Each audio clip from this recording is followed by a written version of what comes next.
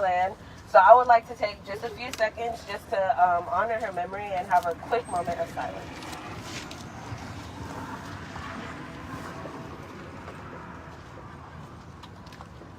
Okay, so I'm sorry, it has to be quick, y'all, but I do love my story. But so if you guys don't know, in 1979, Prairie A&M had a court case that went all the way to the Supreme Court. It was basically because Waller County didn't want our students to vote. Because of that, Prairie View A&M University is so important and just so detrimental to just voting in general. We've really changed things for college students across the state.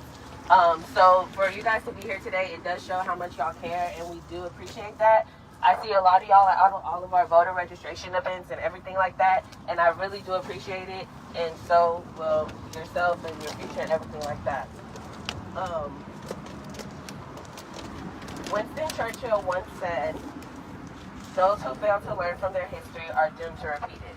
So if we're not using if we're not voting and we're not doing what we need to do as citizens and obtaining our social responsibilities, it can affect everything.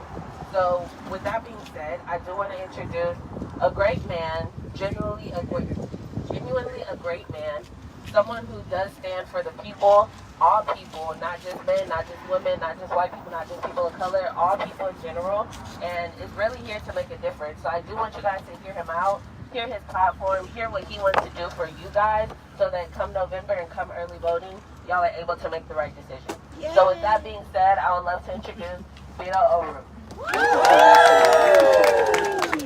Thank you. Shirley, thank you for the introduction, for coming together, helping to bring so many others together right now. Thank you each for taking some time out of your day. Some of you are missing the class right now, or missing an opportunity to do something else, maybe a lot funner than this. But you're here, I hope, not for me as a candidate, not for my political party, but for your future and our future, the state of Texas, the United States of America. We are at an unprecedented moment right now. If you think about the fact that today in Texas, no woman is able to make her own decisions about her own body, her own future, her own health care.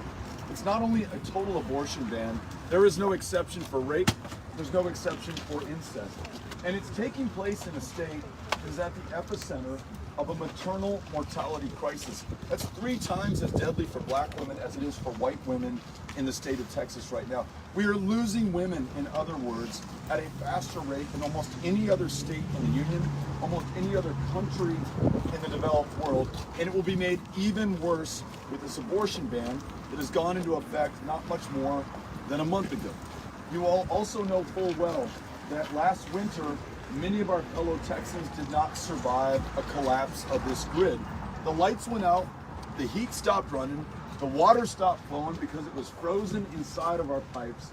More than 700 of our fellow Texans literally lost their lives, froze to death in their homes in the energy capital of the world. This was not caused by God nor by Mother Nature, but the people in power who could not keep the power going to the people that they are supposed to serve. To add insult to indignity and injury, that grid is still not fixed. Each of us who pay a utility bill are paying on average $45 more per month. It's been, as of today, 18 weeks since 19 children and their 2 teachers were taken from us, absolutely defenseless against a guy who had an AR-15 and the rounds from that high-impact, high-velocity weapon absolutely destroying their bodies to the point that their parents could only identify them by the shoes that they were wearing or the DNA swab that was taken. Nothing has been done by this governor or our government to make sure that no other child meets the same fate as those kids in Uvalde. And though we know about Uvalde in the shootings at Santa Fe High School and the white replacement massacre in El Paso, Texas, where 23 people were killed, Midland, Odessa shootings, you name it, 5 of the worst mass shootings in U.S. history have taken place in this state. What we also know is that every single day, in almost every single one of our communities, people, and so often young people, are taken from us through gun violence at such an alarming and in fact numbing rate that their names don't even make the newspaper. We don't even see their faces on the nightly news. gun violence today in Texas is the leading cause of death for children and teenagers. We do not have to accept this. And I want to land on where Shirley started, and that is our democracy and the right to vote. It is not just here at Prairie View where the county cynically divided the campus into 2 precincts to try to confuse students about where they were registered to vote and where they would cast their ballot. It's not just in previous elections where they moved the early voting polling location 8 miles away. And you know that many of your fellow students might not have access easily to a ride. Many were forced to walk 8 miles, make that 16 miles round trip in order to make sure that their ballot was counted and their voice was heard. This is now happening all across the state of Texas. It is harder to vote in this state. It's harder to get your name on the rolls in this state than it is in any other in the union today. 7 million of our fellow Texans did not vote in 2020, even though they were eligible to. Not because they're lazy, not for any lack of love of this democracy, but because our government has literally drawn them out. 750 polling locations have been closed down in this state. That's more than twice the number of the next closest state, and we are the fastest growing state in the union. And those polling place closures have occurred in the fastest growing black and brown neighborhoods in the state of Texas. And I'll put a visual to this. I guarantee you, on November 8th, election day, we're going to see images beamed out of Houston from right outside of TSU that will show a line 6 hours deep of people waiting to vote for half a day. Now, it's not just their eagerness to participate in this election, it's the closure of polling places in that community to force that indignity upon those residents. And for everyone who is willing to and able to wait 6 hours to vote, imagine those who are working too hard or too many jobs, who are raising their kids, taking care of their folks, living life, or just don't want to deal with a 6 hour wait. I don't blame them. I might not want to deal with it either. The best way to overcome all of these challenges that I've just described is through all of us. And it's not just registering and it's not just voting, although both of those things are incredibly important. It is also reaching out, listening to, talking with, and working for our fellow Texans, these other students at Prairie View A&M, other folks who live here in Waller County. And while we would like to, we cannot do this at a distance. We cannot do it simply digitally. We've got to be at their doors, face to face, eyeball to eyeball, human being to human being. It is the only way that we are going to overcome these attacks right now. And listen, that's the history of this country. That's the history of the state of Texas. These attacks on voting rights, especially the voting rights of African Americans, Mexican Americans, and communities of color across the state, is nothing new. In fact, one of the professors who taught here for a while, Will Guzman, wrote this amazing book about a guy named Dr. Lawrence Nixon, who in El Paso in 1923 began his fight against the white primary. The legislative session in that year deemed that any black Texan would not be able to vote in any election in the state of Texas. It wasn't how many jelly beans are in the jar. It wasn't recite the state constitution. It was literally in black and white. You cannot vote if you are black.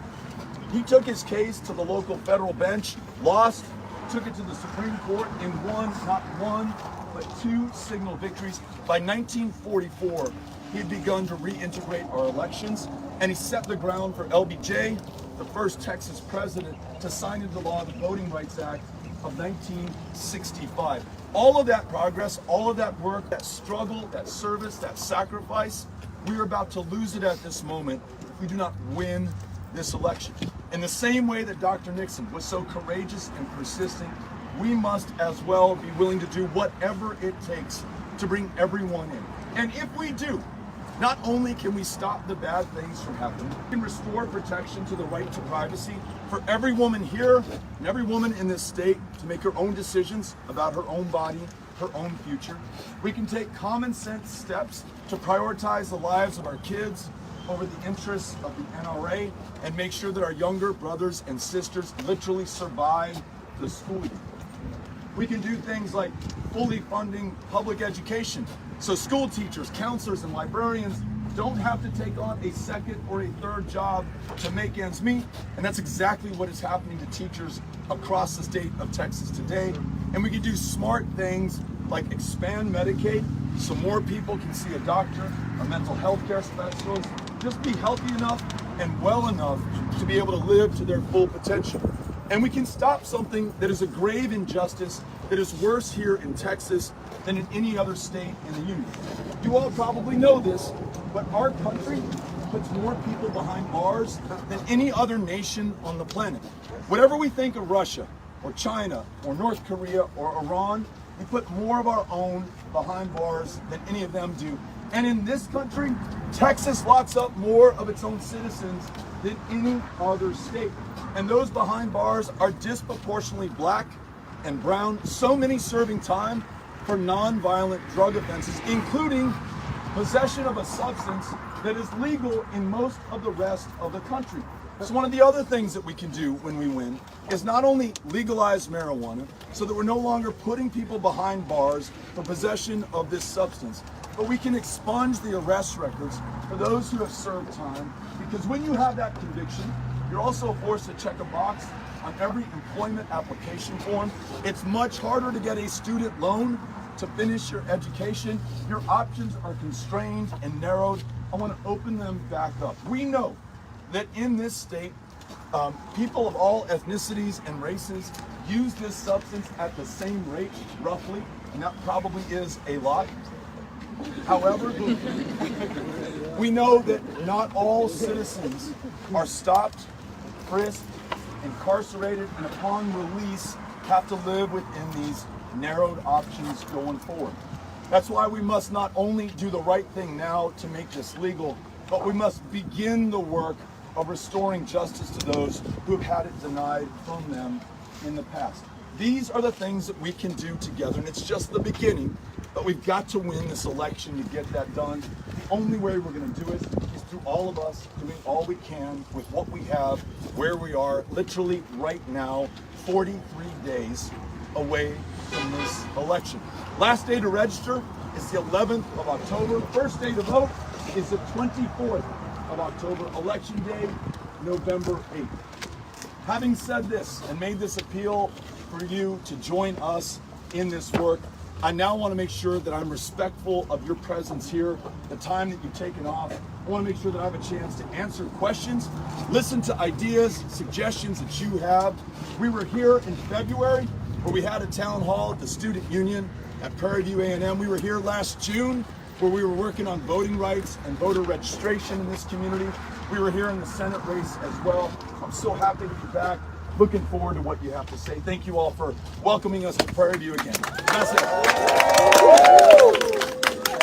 Four questions, and so if you have a question, raise your hand and I will come to you. Okay, I'll be right here. Hold on, really.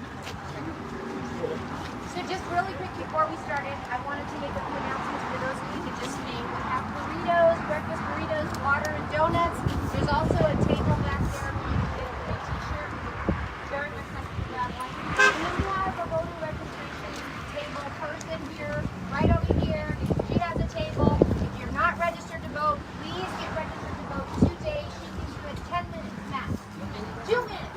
So please make sure that you do that. All right, we'll go to our What board. are you physically doing for the students here at Prairie View and the universities that help us with our financial aid, We'll come to our you, ma'am. housing, and everything that's going to be beneficial? We're going to go to him first. Okay, thank you.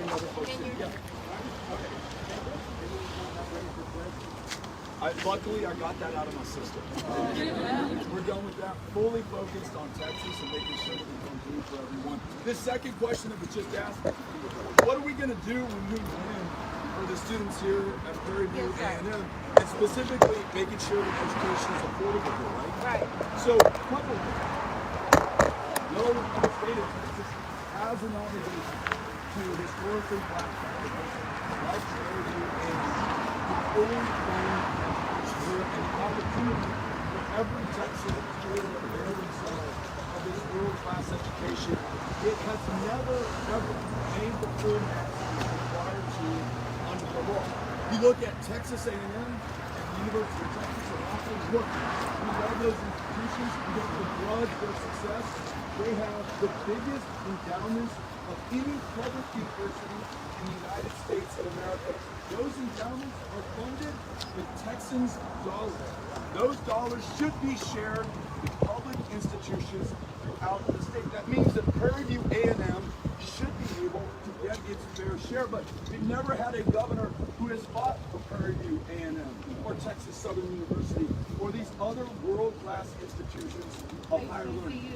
Not these HBCUs. Not only will I do that, but I also want to make sure that if you are pursuing an in-demand profession in an underserved community, let's say that you want to teach school in places that are not where teachers want to work. Let's say that you want to serve as a nurse or a physician or a psychiatrist in communities that literally do not even have a senior one. I say we pay a full ride for your education all the way through medical school on condition that you come back and serve your community for at least 6 years. Those are some of the big things that we can do together. We're going to go to the next question over here.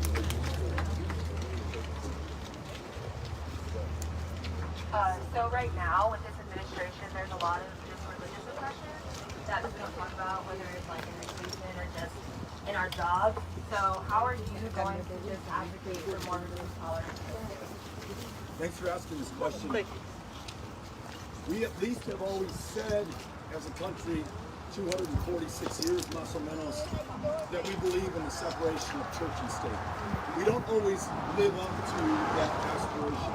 And some of the laws that you see coming down the pike here in Texas, some of the attacks on our fellow citizens, blur that line between church and state.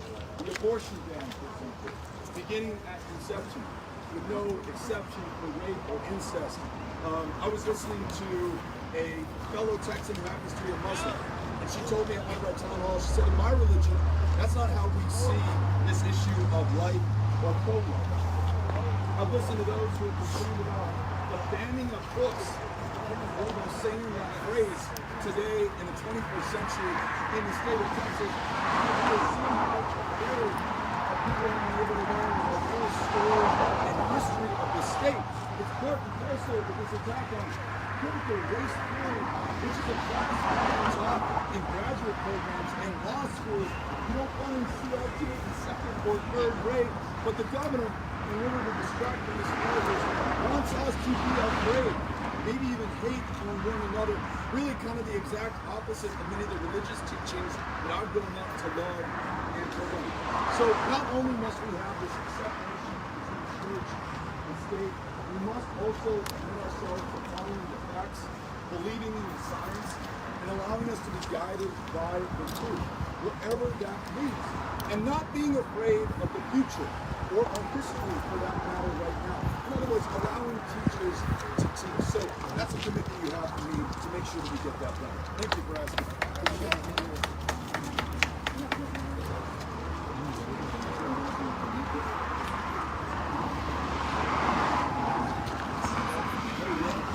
Good morning, Mr. Rockefeller. Good to meet you in person. Yes, honestly, gun violence has been a problem for a while. I've been trying to follow the news. I've also been opportunity to live in different parts of America.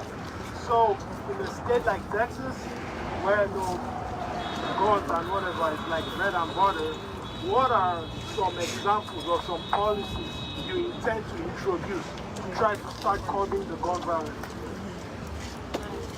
Questions? What are we going to do about this gun violence? I described how it's now the leading cause of death for teenagers and children in this state. 18 weeks, the governor hasn't lifted a finger to do anything to make it less likely that any of our children will meet the same fate as those kids in Uvalde.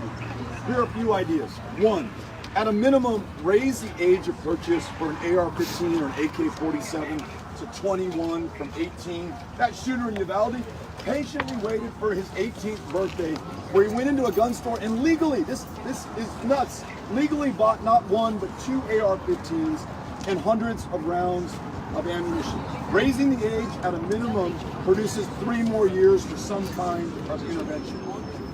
A red flag law, which simply says that if you already have the firearm and you're threatening to use it against yourself or against someone else, law enforcement can intervene before it's too late.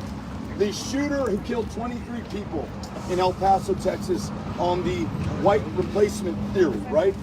He came to repel the invasion of Hispanics that he had been warned about, scared about, and bought a weapon of war to do that. His mom, when that AK-47 came in, called the police in Allen and said, "What the hell does my son need with this gun?" And she may have signaled some other signs of distress. Because we don't have a red flag law, there was no way to intervene and stop that violence before it took place.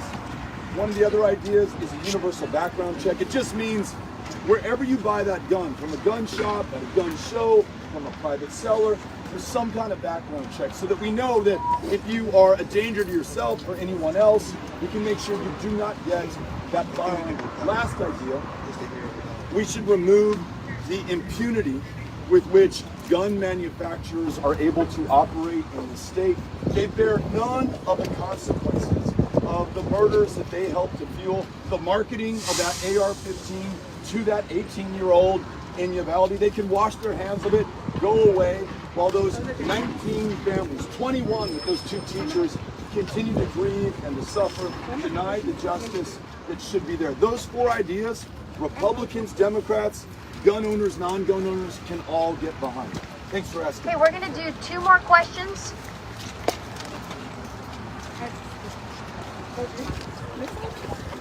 Hi. I have a question that people might not like, but what are you going to do to protect the rights of queer trans Texans? Question is, what are we going to do to protect the rights of queer and trans Texans? Though we've never lived up to this, the country was founded on this idea that we're all created equal and that we should all be treated equally under the law. Again, I want to be really clear. We've never, ever gotten there. I'd like to think we're never going to stop trying to get there. But in the state of Texas today, not only do you have a governor who is targeting transgender children, really vulnerable kids, but now also their parents, and threatening to take those children from those parents, turn them over to Child Protective Services, which is literally the worst run foster care program in America. 100 kids lost their lives in that program just since 2020. And he wants to take those kids from their loving parents and turn them over to that program right now. But in addition, in Texas, you can be deemed too gay to be able to adopt one of those kids out of the foster care program. In Texas, you can be denied a job or fired from the one that you have for being in a same-sex partnership. That is not treating people equally under the law. But we also know this, that because of Justice Clarence Thomas's consenting opinion to the Dobbs decision, next on the chopping block is the right to contraception, is same-sex intimacy, and marriage equality. And you know that if you do not change who our governor is, this state will lead on all those forms of oppression for members of the LGBTQ community. So as governor, I'll veto the bad stuff that's coming down the pike, and I'm going to try to make sure that we change our laws on hiring, on adoption, on making sure that everyone is treated equally under the law in the state of Texas. Lastly, I'll make sure that I speak with pride about everyone in our community. I want this state to be the best state for people to live in, to raise their families in, to go to school in, to do whatever you were placed on this planet to perform in the first place. I want you to be able to do it right here in Texas. Thanks for asking the question. Okay, this is going to be our last question, but before we go to the question, I just want to ask everybody that if you would like to join us in a group picture, we're going to take a group picture after we're done with this question, and then we're going to stay and do individual pictures and say hello if you'd like to do that. Great. Hello, my question is, what advice do you have for people who want to run for political office one day? Or like, what steps do we need to take now to possibly get there? Thank you. Question is, what steps should we be taking if we want to run for political office now or sometime in the future? My path, I was a small business owner in El Paso. I was as civically engaged as I could be. I volunteered for everything. I joined campaigns. I knocked on doors the same way I'm asking you all to knock on doors for us. I learned what it was like to meet voters where they are, listen to them, respond to their needs, and then try to help deliver, and all in a volunteer capacity. And doing that enough times, I really became interested in seeing if I could serve in one of those positions myself. And I ran for city council and knocked on doors all day, every day. Ended up defeating the incumbent. 6 years later, ran for Congress, knocked on doors all day, every day. Ended up defeating the incumbent. And it was never money. We were always outspent. It was never a slick ad or a silver bullet that got us through. It was the work of showing up and being with the people that you want to represent and that you want to serve. And I'll say this, as you all know, Councilmember Alexander, one of the graduates from Prairie View A&M, I think one of the youngest elected officials anywhere in Texas or in America for that matter. This is not something you have to wait to do when you're at my ripe old age of 50. This is something that you can do when you're 17, 18, 19, 20 years old. We see school board trustees in Texas who are still in high school, who are making decisions about what their teachers will get paid and whether the students in those schools will actually be able to learn the full true story of our history. So I say don't ever wait your turn or stand in line. If you feel it, get after it, get it done, and reach out to us if we can help, and we would love to support you in doing it. So thank you for asking the question. I appreciate it.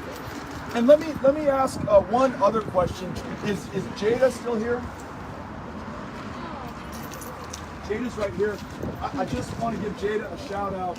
When we drove in last night from San Antonio and got to the Best Western in Waller County at about 10:30, Jada was working behind the desk. And we had a great conversation about our future as a state, about her future as a judge in this state, her path not through just Prairie View A&M, but through law school and in public service.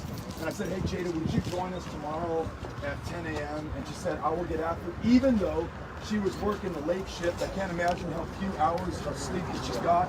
I want to thank you for your dedication for being here right now. Thank you. Well done. Will you join us in the picture? All right, if every Group picture, if y'all yeah, wanna be please with us. step up in front of the tents so we can get everybody in there. Squeeze in nice and tight. You probably need a row at the bottom that's kneeling down a little bit. Oh, this is a great group. This is fantastic. I need to move back. There we go. Yep. So great. Prairie View. All right, here we go. Oh, I love this. This is fantastic. All right, on the count of three, we're going to say Prairie View. Everybody ready? Squeeze in. Everybody squeeze in. What are we saying on the Prairie View? All right. Here we go. 1, 2, 3. Prairie View.